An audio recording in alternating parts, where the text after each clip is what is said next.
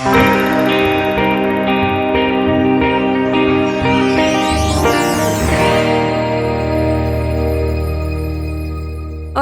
bienvenidos al programa de ayudantes docentes. Les habla Camila Ábalos. Durante este video trataremos el tema del cuerpo social, correspondiente a la primera unidad del curso Medicina, Persona y Sociedad. Existe una enorme diversidad en la manera de ocupar el cuerpo, ya sean las relaciones sociales, humanas, así como en el arte, la publicidad o el diseño. Este se expresa y se ve afectado por distintos factores, ya sean externos como la luz, el ruido, la temperatura, así como internos, el dolor, el sueño o la alegría.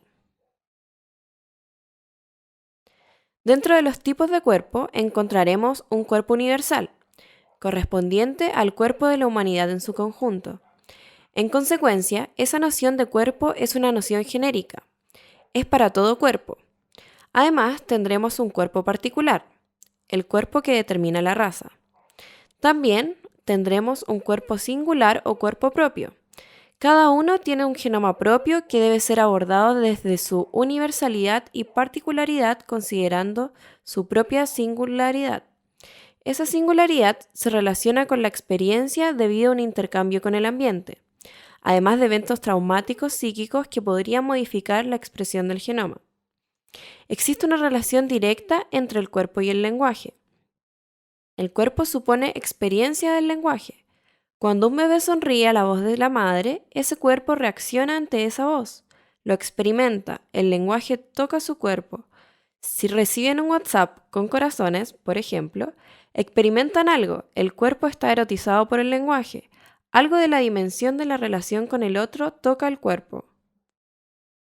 Respecto del cuerpo y el lenguaje, encontraremos variados registros.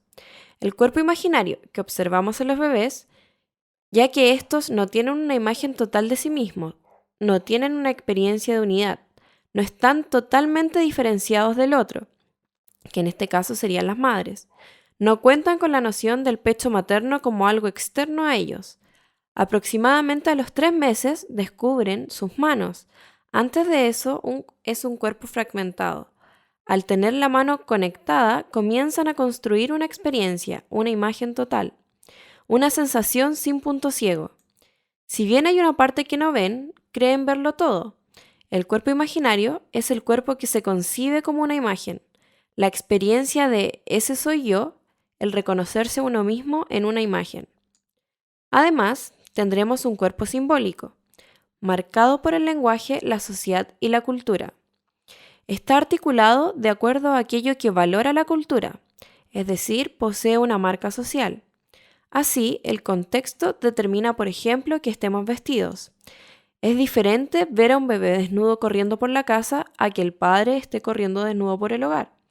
Lo simbólico quiere decir que se instala en los cuerpos una valoración. Una vasectomía o pérdida de los genitales no es lo mismo que la pérdida de un dedo, por ejemplo. Son dos experiencias simbólicamente distintas. Está marcado por una significación y tienen consecuencias en la imagen, como el cuerpo imaginario, pero con una significación social. Finalmente, tendremos un cuerpo pulsional. El instinto es un impulso de conservación, el que permite que la vida siga, movimientos orientados a la sobrevivencia de la especie. Este se encuentra más marcado en los animales, por ejemplo en el periodo de celo. La pulsión se distingue del instinto porque tiene un empuje a un objeto que produce satisfacción. Por ejemplo, a nivel oral, al disfrutar el sabor de una comida, no comemos solo para alimentarnos, sino también para disfrutar, para lograr la satisfacción en el comer y no solo eliminar el hambre. El cuerpo pulsional no es solo un cuerpo que sobrevive, sino uno que busca satisfacerse. Es en este cuerpo también que experimentamos insatisfacción, decepción y empujes al exceso. Así, las personas que no paran de hablar pueden atribuir esas ganas de seguir hablando al cuerpo pulsional. En este caso, la voz sería satisfactoria, constituyendo un objeto pulsional. En cuanto al cuerpo y la comunicación no verbal, realizaremos la distinción de 5 aspectos.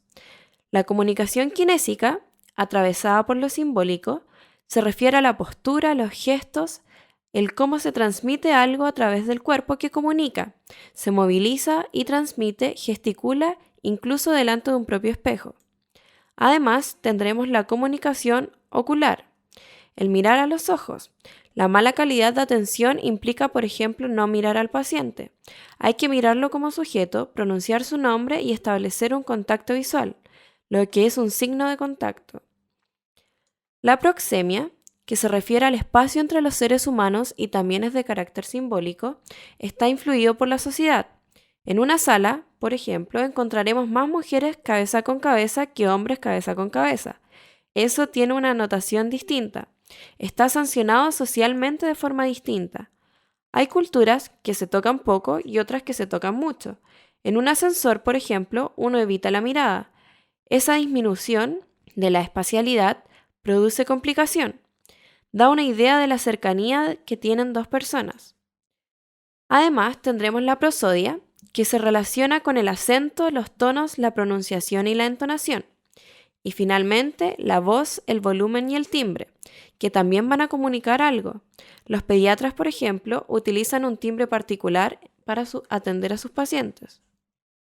En cuanto a las clasificaciones históricas del cuerpo, tendremos el periodo premoderno, dentro del cual encontraremos las culturas ancestrales, en que el cuerpo es ritualizado. Está marcado por la tribu. Los rituales logran una homogeneidad, especialmente en la pubertad, la iniciación guerrera en los hombres y la fecundidad en las mujeres. También denota posición dentro de la tribu, confiere un estatus. Sin embargo, no existen mayores diferencias entre unos y otros. El cuerpo tiene una dimensión grupal. Además, el cuerpo tiene una dimensión velada y misteriosa. En las sociedades grecolatinas, correspondientes también al periodo premoderno, se marca la relación del cuerpo con los vicios y la cultura, algo que el cuerpo no puede dejar, con las connotaciones pulsionales que eso tiene. También se toman en cuenta las virtudes. Por otra parte, durante el medioevo, se introduce la dimensión del cuerpo pecador. Los vicios y las satisfacciones pulsionales atentan contra el camino de la sanación espiritual. Por eso los sacrificios y renuncias, se dejan las cosas de la vida cotidiana para liberarse. El cuerpo se torna un templo habitado por Dios. Continuando con el periodo de clasificaciones históricas, encontraremos el periodo moderno y posmoderno. En la medicina del siglo XXI, el cuerpo moderno tiene su punto cúlmine a mitad del siglo XX. Luego aparece más fuerte, tanto en la medicina, en las ciencias, como en la sociedad en general, la idea de un cuerpo postmoderno. En cuanto a la modernidad, se establece un camino de desarrollo orientado por el trabajo, la razón y la ciencia. Se habla de lo civilizado, el orden y la limpieza. La sanación en esta época ya no es espiritual, sino que es a nivel corporal. Los médicos van a tener ese poder de sanación. Hay que atacar las enfermedades. No tienen una significación por descubrir, sino son un problema. Aunque la significación continúa presente en la vía psíquica en la actualidad, por ejemplo, el enfermo de cáncer aún se pregunta qué hizo para merecerlo, en contra del cuerpo pulsional, ahora es la razón la que intenta gobernar ese cuerpo.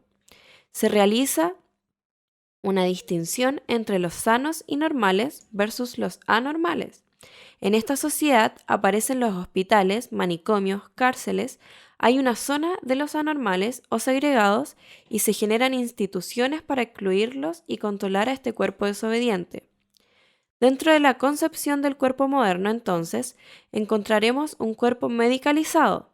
La medicina y la ciencia empiezan a tomar posesión de ciertas áreas en la sociedad, de la vida cotidiana, de las que antes no era parte. Por ejemplo, antes la abuelita cuidaba al nieto cuando éste se enfermaba. Hoy se va directamente al consultorio o al pediatra. No se acude a ningún miembro del núcleo familiar. Este cuerpo medicalizado organizará al cuerpo como una máquina. Se inculcan ideales de higiene, de orden, se incentiva el trabajo y el ahorro. En este sentido, Foucault denomina este cuerpo como parte de las sociedades disciplinarias, donde se intenta administrar cada aspecto de la vida. El cuerpo constituirá una máquina y un instrumento que tiene que funcionar perfectamente y que está hecho para trabajar. Un cuerpo improductivo o débil tendrá una significación negativa. Por otro lado, tendremos el cuerpo moral, que se verá regulado en sus conductas mediante reglas que se imponen y que los individuos intentan llevar a cabo en pos de tener la aprobación o rechazo de otros actores sociales, ya sean sus pares, el servicio de salud, etc. Por ejemplo, respecto de este cuerpo moral, la conducta de las madres en relación al cuidado de los niños, de acuerdo a una u otra conducta, se dirá que es muy aprensiva, que es muy despegada, que no se alimenta lo suficiente o que se alimenta mucho, etc. Los afiches que observamos a continuación fueron hechos en Chile durante el periodo comprendido entre 1924 y 1927 por un médico de la Universidad de Chile.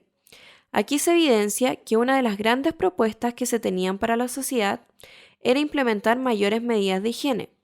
De alguna manera, estos pasquines lo que hacían era enseñar a la población, específicamente a los trabajadores obreros, cómo funcionaba el cuerpo y cómo se debía cuidar este cuerpo. Así, en el de la izquierda podemos ver el ejemplo del baño, del cómo bañarse, cada cuánto tiempo debían bañarse, por qué era importante el baño y las consecuencias que podía tener el no bañarse, cómo facilitaba esto a la no propagación de las enfermedades, etc. A la derecha, en otro ejemplo, se observa cómo se enseñaba sobre el funcionamiento del sistema digestivo. Entonces, estos pasquines son de carácter científico. Eran médicos los que redactaban los folletos y se los entregaban a las personas, especialmente enfocados a los trabajadores y sus familias, con todo tipo de consejos, desde la actividad sexual hasta consejos sobre conductas sociales, el cómo debe tratar el marido a su mujer, el cómo el marido no debe caer en el alcoholismo y cuidar de su familia, entre otros ejemplos. De esta forma se va introduciendo algunas cosas que para nosotros ya están inmersas en la cotidianeidad. Estos hábitos comienzan a tomar fuerza a inicios del siglo XX, por medio de estos afiches que tenían tips que indicaban paso a paso cómo debían realizarse las actividades que se explicaban. Haciendo una analogía, podemos decir que estos folletos son especies de protocolos modernos, pero de la época moderna. El cuerpo moderno entiende al individuo como un organismo que está estructurado y jerarquizado. En el cuerpo moderno es fundamental el signo. Este se encuentra en el cuerpo. En la actividad clínica, la distinción entre el signo y el síntoma es central. El síntoma refiere a la experiencia de la enfermedad, a cómo la siente el paciente, mientras que el signo refiere a la expresión de la enfermedad tal cual como la va a registrar el médico. Esto implica que el médico hace una exploración y un hallazgo, y este signo del cuerpo moderno se da en el cuerpo, es decir, está dentro de las fronteras del cuerpo. En la visión tradicional de la medicina, de la práctica médica, tiene suma relevancia el tocar, el escuchar, el revisar el cuerpo de una manera completa. Por ejemplo, el síntoma para el paciente de la izquierda podría ser la sensación febril, el dolor de garganta, el sentirse moquillento, mientras que el signo para el médico sería revisar en el paciente de la derecha una garganta inflamada, visualizar el moco, el color de este, cuantificar la fiebre a través de un termómetro, etc. Entonces, un punto de quiebre trascendental entre el cuerpo moderno y el cuerpo postmoderno se tiene cuando el signo que se inscribía en el cuerpo ya no se inscribe en él, sino que se realiza a través de las biotecnologías. Desde mediados del siglo XX comienzan a aparecer tecnologías con la medicina, a través de maquinarias de la virtualidad expresada en las técnicas imagenológicas. Así, este cuerpo moderno que estaba muy organizado, muy estructurado, comienza a diluirse. Este cuerpo individual también deja de serlo. Se van atravesando ciertos límites y las fronteras de este cuerpo comienzan a descentrarse. Empezamos a tener una visión del cuerpo cada vez más molecular, como también una proyección del cuerpo a través de las tecnologías médicas. Por un lado, tenemos el cuerpo en su totalidad, y este cuerpo lo podemos ir fragmentando hasta llegar a lo celular, a lo molecular. Si bien no es visible a la vista, tenemos tecnologías que nos permiten acceder a una representación sobre esa parte, por decirlo así, del cuerpo. Por ejemplo, el paciente que dice que el brazo ya no le funciona. Este cuerpo orgánico, como una máquina que opera, se empieza a romper. Por otro lado, un joven a quien se le debe implantar una extremidad dice que después de un tiempo está acostumbrado a ella, por lo que la tecnología pasa a ser una extensión del cuerpo mismo. Así, este cuerpo postmoderno empieza a romper con la organicidad, por lo que el cuerpo en sí pasa a ser una metáfora. Al sobrepasar sus fronteras, este cuerpo puede ser modificado, modelado, puede ser intercambiable, por ejemplo, con las cirugías de trasplante de órganos. Pero también hay dispositivos de seguimiento que ejercen un control sobre él. Este cuerpo flexible no es una máquina como veíamos en el sentido moderno, estructurado y organizado. No está sujeto solo a sus fronteras, sino que se vincula, en el caso del cuerpo postmoderno, a las sociedades de control que son las sociedades de la actualidad. Se asocian al consumo, a las máquinas complejas, al endeudamiento, a las cifras fluctuantes e intercambiables. El cuerpo pasa también a ser una virtualidad que se relaciona con la desterritorialización. Es decir, estamos aquí, pero a la vez estamos en Facebook, en WhatsApp, en Instagram. Ya no somos individuos, sino que pasamos a ser una individualidad. Los límites del cuerpo se sobrepasan no solo en el sentido físico, sino también en el sentido de la vida y de la muerte. Con las tecnologías se incorpora esta flexibilidad. Existe una redefinición entre lo que es el cuerpo humano y lo que es la identidad individual. De alguna manera, al recibir el órgano de un donante, ya no se puede hablar solo de un individuo, sino que existe un quiebre. La tecnología permite esta flexibilidad, pero también otorga estrategias que gobiernan la conducta. Estas estrategias se conectan con la moral moderna. El riesgo, la amenaza y el peligro van cayendo sobre los sujetos. Además, en el postmodernismo existe un tabú de la muerte. Se aspira a la inmortalidad y hay una privatización del cuerpo. Ahora depende de mí. No es el cuerpo que se me dio, sino que soy responsable de él. Se generan a nivel social ofertas de mercado del cuerpo. En los fármacos, alimentos, comenzamos a estar bombardeados de ofertas que nos dicen cómo construir nuestros cuerpos. Aquí el cuerpo es esencialmente para ser visto más que vivido. No se debe confundir la idea de que el cambio de signo del cuerpo moderno al postmoderno cambia el objetivo, ya que éste sigue siendo analizar al paciente. Solo cambia la forma en que será analizado, desde el cuerpo a la tecnología. Existe una diferencia en el enfoque del médico actual al del pasado. Ahora se realizan exámenes, tomas de signos del cuerpo postmoderno a través de la tecnología, mientras que antes se realizaban revisiones, diagnosticando en el momento. La toma de signos del cuerpo moderno era a través del mismo cuerpo. De todas formas, el enfoque puede cambiar en base a los recursos con los que se cuenta. Se podría asociar así la metodología usada en un consultorio rural, por ejemplo, debido a la baja tecnología y recursos, a un análisis de un cuerpo moderno, utilizando signos del cuerpo moderno, a diferencia de un hospital clínico en el que se contaría con una mayor cantidad de tecnologías disponibles. En cuanto a los protocolos, en la medicina postmoderna, estos, a pesar de quitarle flexibilidad y creatividad a la práctica médica, van a simplificarla y a estandarizarla. Nos dirán qué debemos hacer para llegar a un tipo de atención específica de acuerdo a lo requerido. En la idea de la norma versus la normatividad, tendremos que la norma se entiende como lo ligado a lo patológico, en lo fijo. En cambio, la idea de la normatividad se mueve en un terreno en que la enfermedad aún no está del todo clara, por lo que es la flexibilidad que existe antes de hablar de una norma fija. Por ejemplo, en el caso del colesterol. Hace 10 años, lo que era un valor normal para los niveles de colesterol, en el presente puede ser considerado como un valor de riesgo. Los protocolos frente a las nuevas definiciones de enfermedad generan una objetividad regulatoria. Existe un avance científico en relación a las prácticas médicas. Todo esto quiere decir que a través de las ciencias intentamos hacer todo lo más objetivo posible y apegado a las normas. Finalmente, el protocolo está ligado a una moralidad. Volvemos a este cuerpo moderno que queríamos normar y que se moralizaba de acuerdo a ciertas prácticas de conducta que se deben llevar a cabo. En este caso, la moralidad está marcada en lo grave que puede ser el salirse del protocolo. Esto marca la conducta que uno debe tener en la práctica médica, normalizándola. Los protocolos y guías ofrecen instrucciones detalladas sobre el proceso de diagnóstico, las pruebas que se deben realizar, cuándo y cómo y qué intervenciones quirúrgicas realizar, cuánto tiempo debe pasar un paciente en el hospital, cuándo debe seguir un tratamiento o cómo retirárselo. Estos son creados por un grupo de expertos que determinan la audiencia del protocolo, su rango de aplicación y los beneficios y riesgos que implican.